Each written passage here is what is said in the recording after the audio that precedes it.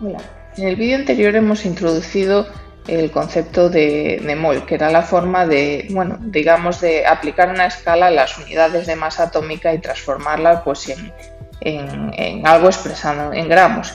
Y hemos también introducido lo que es el número de Avogadro. Hasta ahora hemos hablado de átomos del sistema periódico, pero sabéis que en química trabajamos con elementos químicos que están combinados entre sí en una proporción constante, es decir, tenemos compuestos químicos pues como el agua, el dióxido de carbono, el metano, estos son varios, ¿vale? Y tenemos que ser capaz de saber cuál es el mol de estas sustancias.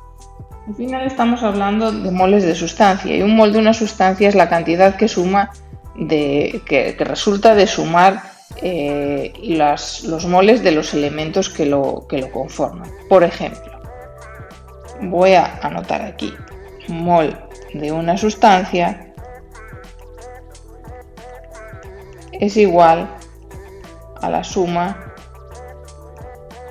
de los moles de los elementos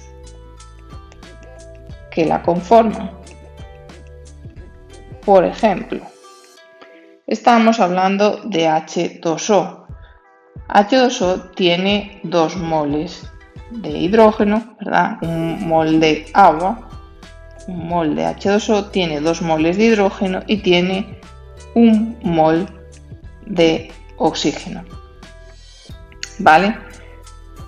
¿Cuánto era la masa de un mol de hidrógeno? Bueno, pues un mol de hidrógeno era 1 gramo, por lo tanto 2 moles de hidrógeno son 2 gramos.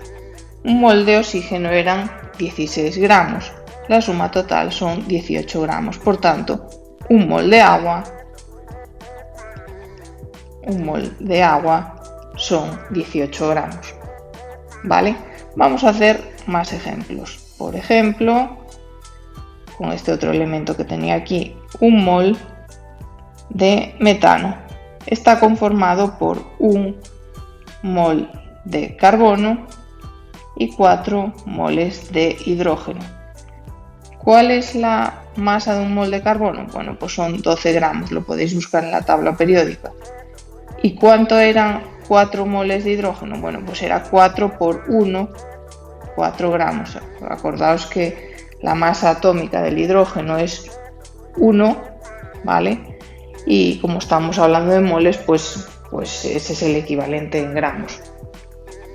12 más 4 son 16 gramos, es decir, un mol de metano son 16 gramos. Vamos a hacer un último ejemplo con el CO2. Un mol de CO2 contiene 1 mol de carbono y 2 moles de oxígeno. ¿Cuál era la masa atómica del carbono? Pues es 12 gramos. ¿Y cuál es la masa atómica del oxígeno? Es 16. Como tengo 2 moles, es 2 por 16 gramos. Estos son 32 gramos. 32 más 12 son 44 gramos. Esto quiere decir que un mol de CO2 equivale a 44 gramos. He hecho toda esta explicación.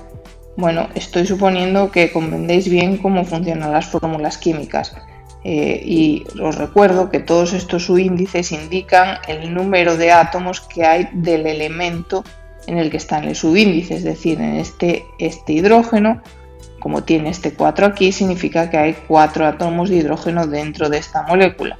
O por ejemplo, en el ejemplo del agua, en el que el hidrógeno tiene un subíndice de 2, eso significa que hay 2 átomos de hidrógeno dentro de esta molécula de agua.